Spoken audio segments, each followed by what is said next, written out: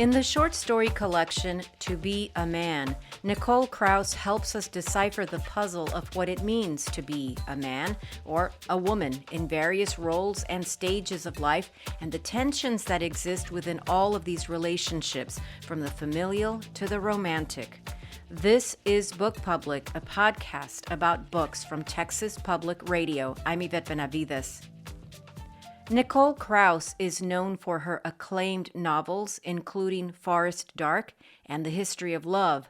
Now in a collection of short stories in contemporary settings in Switzerland, Tel Aviv, Japan, New York City, and South America, she shows us male characters as sons, fathers, lovers, friends, seducers, and even a lost husband, and all the women who try to figure out these men.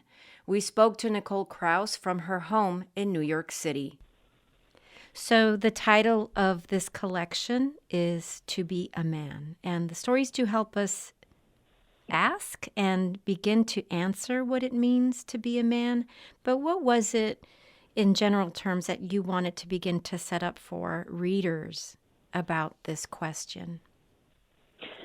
Right. Well, of course, it's impossible to capture in a title all the many notes and chords one hoped to hit in a book, especially in a book of short stories, which is full of a lot of variety. But I knew that long before many of the stories in this collection were written that I wanted to write a book with this title, because under this title, a lot of things that matter to me could live together. So to hear the phrase "to be a man," I think echoed and held within that phrase is the question of to be a woman with men. And it was, that question was really in the forefront of my mind when I started to conceive of this collection, which was a few years ago, right after I finished Forest Dark. And I was thinking a lot about how I have, as a writer, invested myself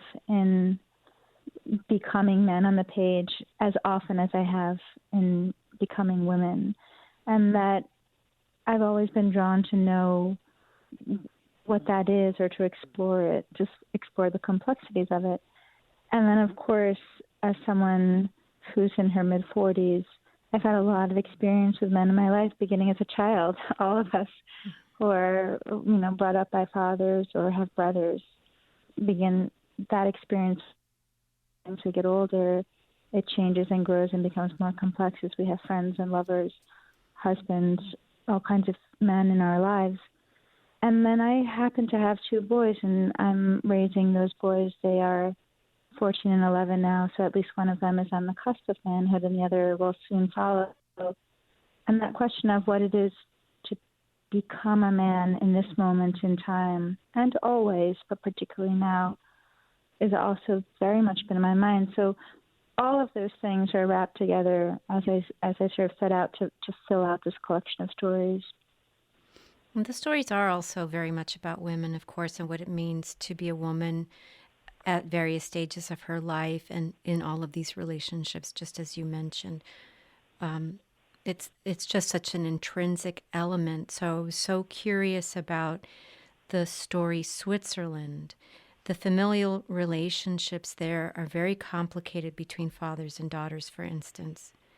And I start to see what it means from that first story to be a man by way of these father characters, even say the father of Soraya in the story, who might not be a major character, but he's a very important one as we come to understand that story. Yeah, that story, Switzerland, is the first story in the collection. And in my mind, as I structured the book, it's bookended by the last story in the collection, which is the title story, To Be a Man. And there are many different narrators in these 10 stories, but those two narrators share a lot in common.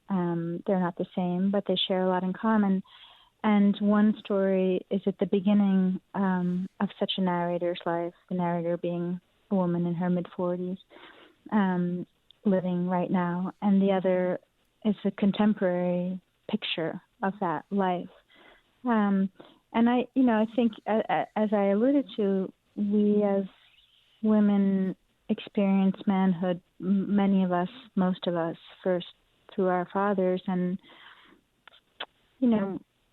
father figures are complex and varied, right?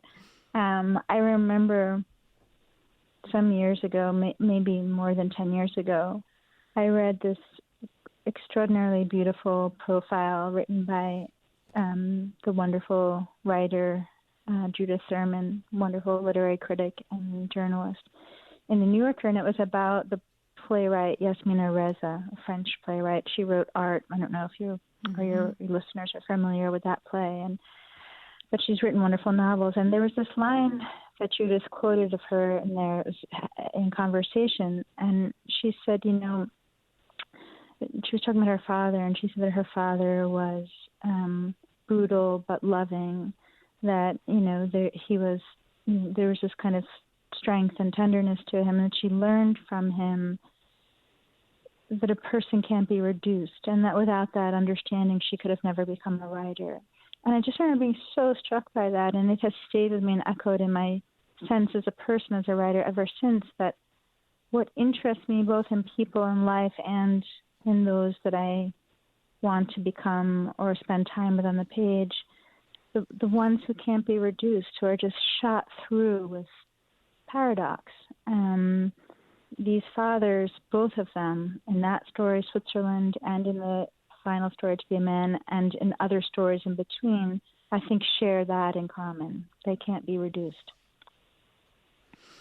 I'm thinking, too, about the story Zassia on the Roof. Mm-hmm. So something you just said reminded me of that story, too. It shows what it is to be a man whose life is underscored even by the very first line of that story, and I have it written down here: heels dug into the tar paper, 23 floors above 110th Street, cradling the newborn grandson. How did he wind up here? I felt like that first line, that's a whole life somehow right there. And it really is not a simple thing, but something about knowing then how that story ends from the outset colors every aspect of the story for me and helps me hold the character somehow in ways, I don't know, like circumspect and then somehow clear and really open. And I find what a complicated figure he is with this rich life that, frankly, people might not consider because he's an older man and they might not appreciate him anymore. I mean, he's able to move through the rooms of that space rather quietly and go up to the roof. But he also shows what it is to be a man of a certain age and carry this history. And I just found him to be such a fascinating character in this question about fathers and grandfathers and even the story of a boyhood. He fascinated me as a character too, which is why I couldn't let go of him. He was with me for a long time on the page before I ever finished that story. And I think one of the things that drew me to him, his name is Broadman, and for your listeners, Broadman is nearing the end of his life, and when we meet him in the story, he's just barely survived stomach cancer. So in his own explanation, he's died and come back to life. And while that's happened, his first and only grandson has been born. And the story of Broadman is really a story of a man who has been bent by duty and responsibility to tradition. He was the son of Jewish immigrants to America, and his parents were religious, and he grew up to be a professor of Jewish history at Columbia University.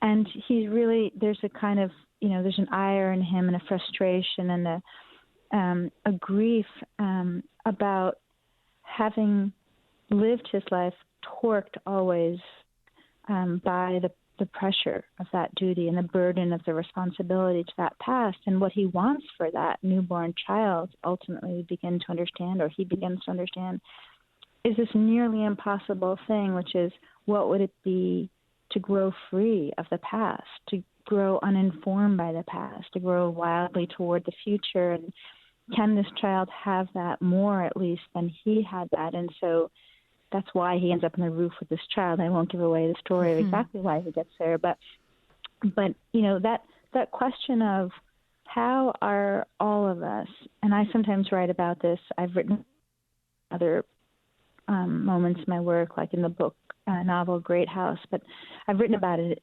sometimes in a Jewish context. But it's a universal idea. How are all of us affected by these two contrasting forces? One, which is the pull of the way that it shaped us, our responsibility to it in a familial or cultural way, and how do we deal with that as it relates to our desire to become ourselves most fully, right, to most freely, which is, of course, a very American idea, right, that we can all self-invent and become anything we want. And the rest of the world, I think, accepts more easily the pressures of being shaped by the past. But it's a struggle in all of us, I think. And it's been a place in my work, it's a fault line I've been interested to kind of pitch my tent at. Mm-hmm. Well, the characters are encumbered by so many things here, and also by place, by identity, by culture. This intersection of belonging and yet not belonging, being other in this, it's like these layers of conflict and meaning in these stories. As much as anything else here, I think that the settings too, because these stories take place in many different settings, and the spaces of these stories, they sort of emerge like another really complicated part of each character. So how does that idea of identity bring you to this space as a writer of place in a way too?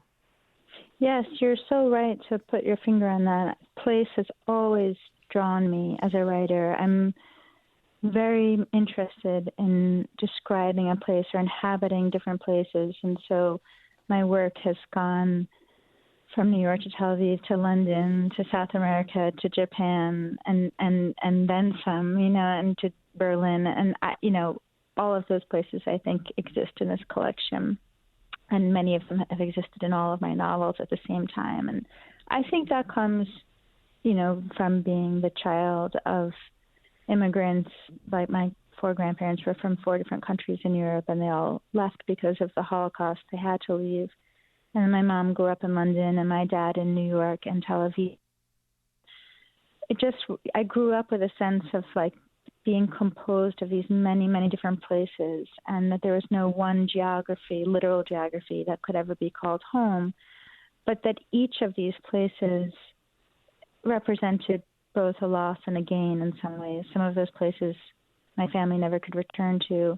But then we also had this strange luck, and this became clear to me more and more as a writer, of being able to be part of many places, right? So school would end at vacation time, Christmas break, and we would go off to Europe to visit family, or Tel Aviv or Jerusalem.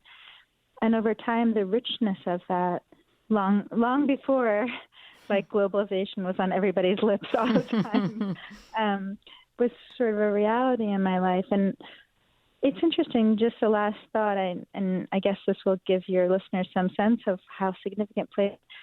I teach sometimes in the last class I taught last fall before everything went to Zoom, and so I'm taking a break for now, was at Columbia University to some of the MFA students, and I teach what's called a craft class, which means just reading novels with writers and thinking about how they're made.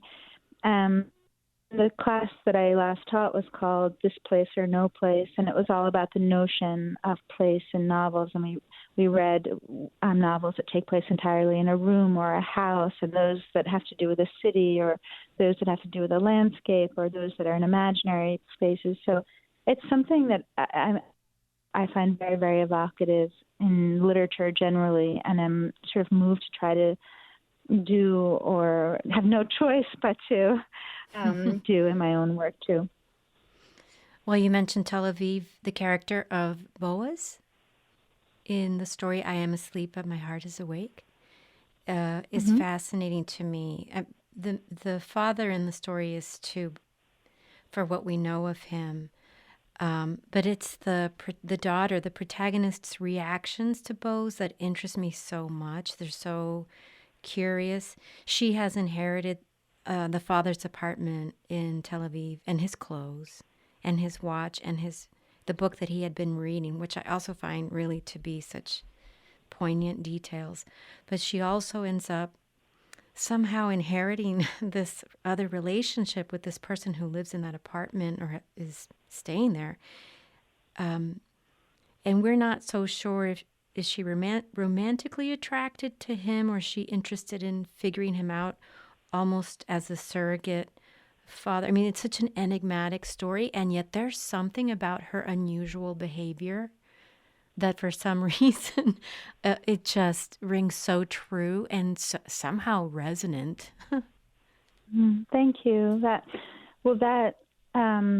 story, I am asleep but my heart is awake, that line is from Song of Songs. And in my mind, and believe me, this, what I know what my stories are about when I start them, and when I'm in the middle of them, it's only later when I think about them in this context that these things become clearer. But to me now, that story is very much, of course, it's about grief, and it's about this liminal space in which the dead, those we have slowly transformed themselves into memory.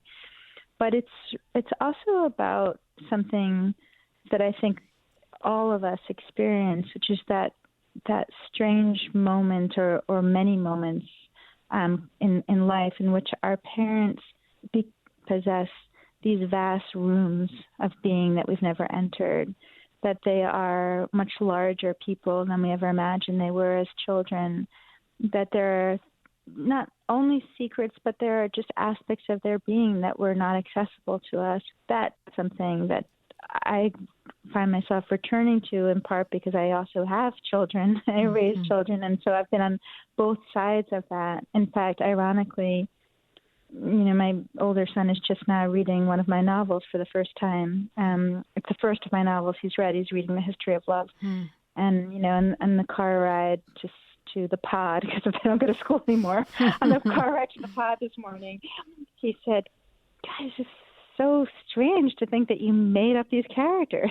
And I see that he's having that experience of like these rooms that he didn't know existed, and I think that there are other echoes of that in the story collection. I don't know if you remember in the story, the husband, when Tamar sort of wonders out loud whether there are parts of her mother that her mother kept to herself in order to stay sort of to keep an individual existence separate from motherhood, that she herself, Tamar, who has her own children, somehow was incapable of doing.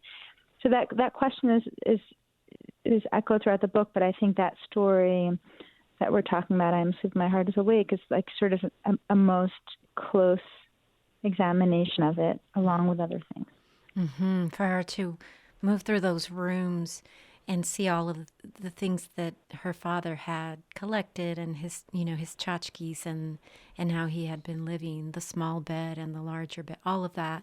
Yeah, I see. And I see, too, the mother character in the final story sort of on the other end of that, right? Exactly what you say. I also find really interesting sleeping in the stories, sleeping that goes on in these stories. For example, in To Be a Man, where the German boxer will not sleep with another person in the bed, something there about his hypervigilance or this idea of not wanting to be in that state of vulnerability that we're all in when we sleep. But there is so much around sleeping in a few of the stories that I just found really interesting. Have you considered that idea? Well, one of the great joys of publishing a book is that you get to speak to people like you, and they hold up.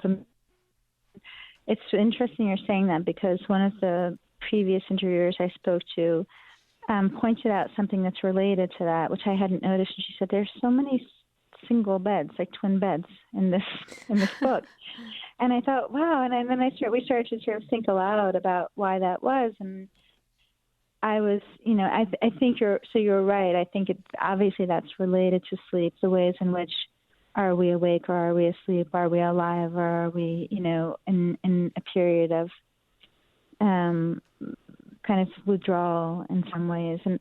But that question of the twin bed versus the large bed is interesting to me too, because this collection is shot through with this question of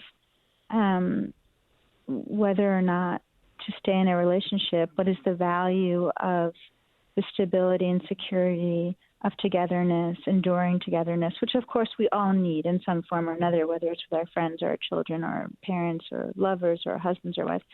But, there's always that question in romantic relationships about, is it preferable to have that comfort and stability where we have a place that we belong, or on the other end of the spectrum, how drawn are we to the need for change, for new and fresh experience that will allow us to evolve?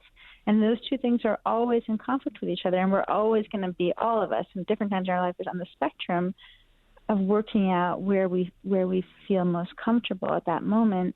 And so there's something, there's many moments in these stories of that, standing in the threshold of, do I go or do I stay, like in Future Emergencies, for example, or other stories. And so that question of like the single bed versus the double bed, I think has resonance in that sense.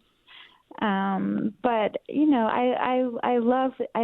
it's a particularly a joy with a collection of short stories, because there are these small patterns that get picked up by wonderful readers and shed light, even for me, after having written these and read them many times in copy edited versions. I still get to be a surprise.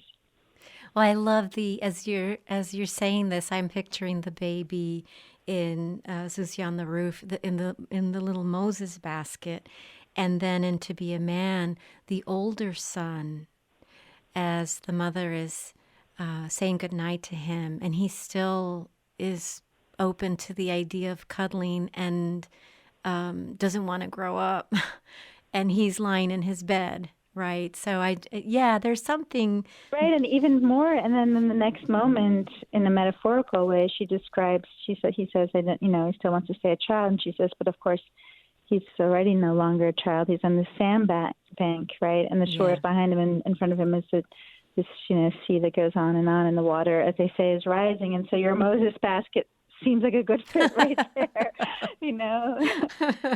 It all makes sense. Yeah. No, but it's so true about this collection, how we see these all as characters. And I'm thinking about the older son right now. We want love. We want a sense of place. We want to belong. We want to understand our place in the world via the freedom, the type of freedom and independence that we know has to come as almost a rite of passage in growing up, establishing relationships with other people, moving outside the family home. Although some of the characters are wanting to move back in, right? But I don't know. There's just this thread that's running through the stories, even for this young character that I see him on the precipice of something so momentous, which is to be a man, to become a man. Right. There's in that story, there's a moment in which the narrator is describing a trip, and they're in Tel Aviv, and they've gone with her friend to visit the Moshav where he grew up, which in Hebrew is called freedom. And so as they drive back after the day to Tel Aviv, she says, you're driving away or towards freedom, right? Because freedom being the Moshav they're leaving, or this question with his children in the back seat, like, are they leaving their freedom or driving toward it as they become individuals? Or is childhood a place of more freedom? And I think that question, that conflict of needing to be individual and independent and needing to belong is just like the most basic conflict, truly, and goes back to sort of the beginning of human society.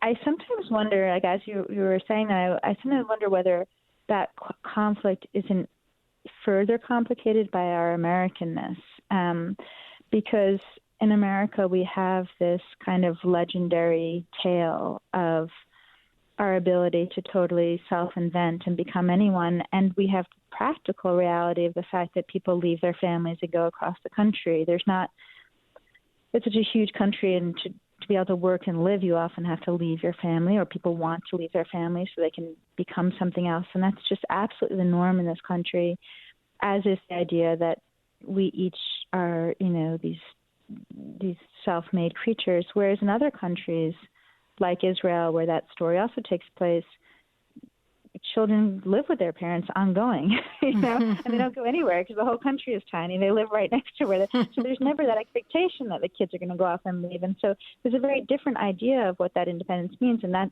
the case in so many places in the world, right, where there's a different tradition of family and society and community than there is in America, or different legends are at play in the national, sort of fabric. So I don't know, but regardless, I know that that's something that is to be human, is to struggle with that, and certainly these characters are in the thick of that struggle, many of them. Nicole, thank you so much. What an honor to get to talk to you. I'm such a fan of your work. Thank you. So such a pleasure to talk to you, too. I really appreciate how closely you read these stories. Nicole Krauss is the author of the short story collection, To Be a Man. It's published by HarperCollins. This has been Book Public on Texas Public Radio. Write to us at bookpublic@tpr.org. Jacob Rosati composed our theme music. Bree Kirkham is our digital producer. Dan Katz is Texas Public Radio's news director. I'm Yvette Benavides.